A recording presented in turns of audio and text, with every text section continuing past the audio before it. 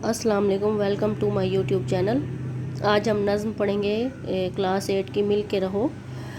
पहला शेर है, सारी दुनिया के लिए प्यार की पहचान बनो, जिस पे अल्लाह करे नाज वो इंसान बनो। ये नज़्म शायर मसूर अनवर ने लिखी है। वो इस नज़्म में कहते हैं कि हमें एक अच्छा इंसान बनने की तलकीन की है। वो कहते हैं कि हमें सबके साथ प्यार और मोहब्बत से पेश आना चाहिए, क्योंकि प्यार और मोहब्बत से इंसान बड़े बड़े संग दिल और लोगों को मोम कर देता है। शायर ये भी कहता है कि तुम प्यार और मोहब्बत को अपनी ज़िंदगी का वस्फ इस हद तक बना लो कि वो तुम्हारी पहचान बन जाए, क्योंकि मोहब्बत कायनात का वो फार्मूला है जो दुनिया को तस्खीर कर सकता है। अल्लाह ताला भी अपनी मखलूक से मोहब्बत करता है। तुम्हें अपने अंदर ऐसी खूबियाँ पैदा करनी चाहिए जिससे तुम ऐसे इंसान बन जाओ कि अल्लाह ताला की ज़ात भी तुम्हारे ऊपर फ़ख्र करे। यहाँ पर फ़ख्र और नाज करने से मुराद ये भी है कि जब इंसान अल्लाह ताला की मान कर चलता है तो अल्लाह ताला फरिश्तों के सामने उस इंसान पर नाज करता है। इस सिलसिले में एक शेर सुनिए। है फरिश्ते से बेहतर इंसान बनना, लेकिन इसमें पड़ती है मेहनत ज़्यादा। कितनी कुर्बानियाँ दे के ये वतन पाया है, फूल उजड़े हैं हज़ारों तो चमन पाया है। शायर नज़्म के इस शेर में पाकिस्तान के असूल पर रोशनी डालते हुए कहते हैं कि ये मुल्क आसानी से नहीं मिला, बल्कि इसको हासिल करने के लिए बेशुमार कुर्बानियाँ देना पड़ी हैं। मुसलमानों ने अंग्रेज़ और हिंदू कौमों को मर्दाना वार मुकाबला करते हुए पाकिस्तान के असूल के लिए जानी व माली हर किस्म की कुर्बानी दी, फिर ये मुल्क हमें हासिल हुआ। क्योंकि पाकिस्तान हासिल करने से पहले हमने अंग्रेज़ हम पर मुसल्लत थे। हमने पूरे 100 साल उनकी ग़ुलामी की। अंग्रेज़ हमारे कमज़ोर निज़ाम को देकर हम पर मुसल्लत हो गए और उन्होंने हम पूरे 100 साल हम पर हुकूमत की। दूसरे मिस्र में शायर फूलों को अलामती तौर पर इस्तेमाल करते हुए उन मुसलमान नौजवान की बात करता है जिन्होंने पाकिस्तान को हासिल करने के लिए अपनी जानों का नजराना पेश किया। ये चमन अपने ही हाथों से ना बर्बाद करो, इसमें शामिल है शहीदों का लहू याद करो। इस शेर में शायर पाकिस्तान के हर उस शहरी को मुखातिब करता है जिसके हाथों मुल्क का कोई ना कोई नुकसान हो रहा है। वो उन्हें नसीहत करते हुए कहता है, अगर तुम याद करो तो तहरीक आज़ादी का बाब तुम्हें खून से सुर्ख नज़र आएगा। बेशुमार लोगों ने अपने खून से इस चमन की आबियारी की है। इसलिए वो कहता है कि कम अज़ कम शहीदों के खून की कदर करते हुए पाकिस्तान की हिफाजत की जाए और इसे हर किस्म के नुकसान से बचाया जाए। हमें ये बात याद रखनी चाहिए कि हमारा मुल्क पाकिस्तान बेशुमार कुर्बानियों के बाद मर्ज़ वजूद में आया। इसको हासिल करने के लिए हमने बेपनाह कुर्बानियाँ दी, चाहे वो जानी हो माली हो। हमने ग़ुलामी की है अंग्रेज़ हम पर मुसल्लत हो गए। उसके बाद हमने कायद आदम की हज़ार कोशिशों के बाद, कायद आदम के अज़म के बाद हमें ये मुल्क हासिल हुआ। तुम जो आपस में लड़ोगे तो बिखर जाओगे, मुल्क ही जब ना रहेगा तो किधर जाओगे। इस शेर में शायर ने बड़े पते की बात की है। इस शेर में शायर अपने वतन के तमाम लोगों को मुत्तहिद होकर रहने की ताकीद करता है। वो कहता है कि पाकिस्तान की बका इसमें है कि हम सब मुत्तहिद होकर रहें और अपने दुश्मन का मिलकर मुकाबला करें। अगर हम खुद आपस में लड़ते रहेंगे तो कमज़ोर हो जाएंगे, और अगर हम लड़ते रहेंगे तो दुश्मन हमारी इसी बात का फ़ायदा उठाएगा और हमारी दफ़ाई क़ुव्वत ख़त्म हो जाएगी। दुश्मन हम पर हावी हो जाएंगे। वो हमें मुतनब्बा करते हुए कहता है कि हमारे इंसार की वजह से अगर मुल्क ना रहा तो हमारा ठिकाना भी कहीं ना होगा। इसलिए कि बेहतर है कि हम सब एक हो जाएं और मिलकर अपने वतन की सरहदों के मुकाबला करें। कुरान मजीद की आयत का मफ़हूम देखिए। अगर तुम आपस में लड़ते रहोगे तो तुम्हारी हवा उखड़ जाएगी और दुश्मन तुम्हारे पर गालिब आ जाएगा, क्योंकि अगर जहाँ पे इत्तफाक नहीं होता वहाँ से बरकत उठा ली जाती है। इसलिए कहते हैं कि इत्तफाक में बरकत है, इस इत्तफाक में बड़ी ताकत है। शेर नंबर 5 देखें। कुव्वत मिल्लत की नारुसवाई का सामान बनो, सारी दुनिया के लिए प्यार की पहचान बनो।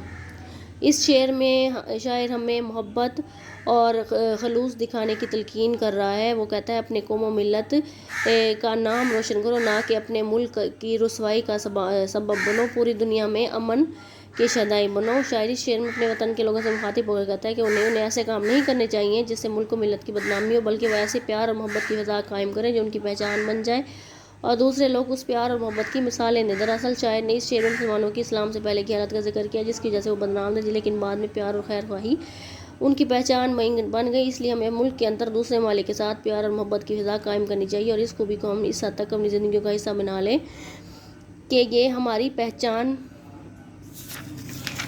बन जाए। शेर नंबर 6 देखें। एक हम सबका खुदा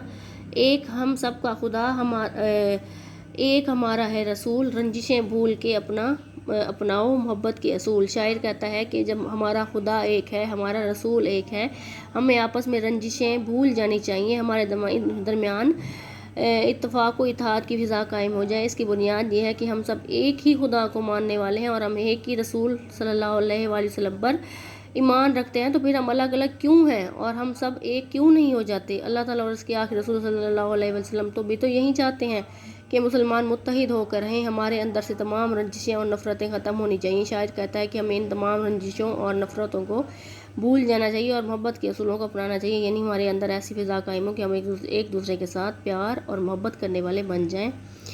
ایک ہی باغ کے پھولوں کی طرح کھل کے رہو، ایک تسبیح کے دانوں کی طرح مل کے رہو۔ شاعر نے اس شعر میں 2 طرح کی تشبیہات استعمال کی ہیں۔ شاعر کہتا ہے کہ جب بہار آتی ہے تو بہار کے تمام پودوں اور درختوں کے پھول کھل جاتے ہیں، یعنی باغ کا ہر پودا اور درخت بہار سے مستفید ہوتا ہے۔ ہمیں بھی اس ملک میں پھولوں کی طرح مسکراتے ہوئے زندگی گزارنی چاہیے۔ پھول ڈھکنا خوشی کی علامت ہے، اس لیے شاعر بھی چاہتا ہے کہ اس وطن میں خوش رہنا چاہیے۔ دوسرے مصرعے میں شاعر نے تسبیح کے دانوں کی تشبیہ دیتے ہوئے ہمیں مل جل کے رہنے کی تاکید کی۔ جس طرح کئی دانے مل کر ایک تسبیح بناتے ہیں، اس طرح کئی افراد مل کر ایک قوم کو تشکیل دیتے ہیں، بشرط یہ کہ ہمیں یہ دیکھنا چاہیے کہ ان میں ایمان، اتحاد اور تنظیم کی طاقت ہو، پھر وہ ایک مضبوط اور ایماندار قوم بنتے ہیں۔ جس طرح تسبیح کا دھاگا انہیں اکٹھا رکھتا ہے، اس طرح ہماری سوچ بھی ایک جیسی ہوگی تو تسبیح کے دانوں کی طرح اکٹھے رہیں گے۔ ہماری سوچ امن والی ہوگی، ہمارا اسلام پر مکمل یقین ہوگا، ہم اسلام کو پھیلانے والے ہوں گے، تو ہی ہماری اس دنیا میں پہچان ہوگی اور ہمارا ملک بھی تا قیامت قائم و دائم رہے گا۔ آمین۔ ایک ہو جاؤ تو فولاد کی طاقت ہو تم، ساری دنیا کے لیے شمع ہدایت ہو تم۔ اس شعر میں شاعر ہماری زندگی کے 2 مختلف پہلوؤں کی طرف رہنمائی کر رہا ہے۔ شاعر کہتا ہے کہ اگر ہم متحد ہو جائیں تو ہماری طاقت فولاد کی طرح مضبوط ہوگی اور ہم ایک سیسا پلائی دیوار بن جائیں گے۔ اللہ تعالیٰ بھی مومنین کو کفار کے خلاف ایسا ہی بن کر رہنے کا حکم دیتا ہے۔ شاعر ہمیں دوسری بات یہ بتا رہا ہے کہ ساری دنیا کے لیے شمع ہدایت بھی ہم ہی ہیں۔ حضرت محمد صلی اللہ علیہ وسلم اللہ تعالیٰ کے آخری نبی ہیں۔ آپ صلی اللہ علیہ وسلم کے بعد اب کوئی نبی نہیں آ سکتا، اس لیے اب تمام انسانوں کی ہدایت کی ذمہ داری مسلم امہ پر ہے۔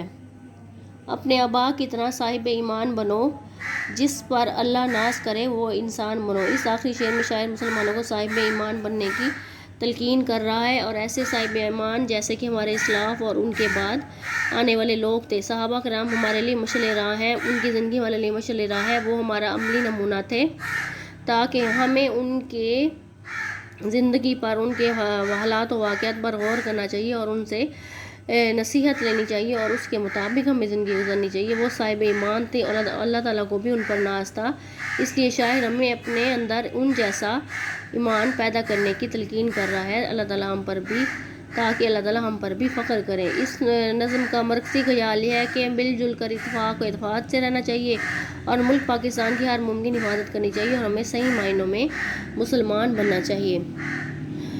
میں امید کرتی ہوں آپ کو یہ ویڈیو پسند آئی ہوگی۔ اگر آپ کو کی تھوڑی بھی ہیلپ ہوئی ہے میری اس ویڈیو سے تو پلیز اس ویڈیو کو لائک اور شیئر کریں اور میرے چینل کو سبسکرائب کریں اور بیل آئیکن پہ پریس کریں تاکہ میری ہر آنے والی ویڈیو آپ کے پاس آ سکے۔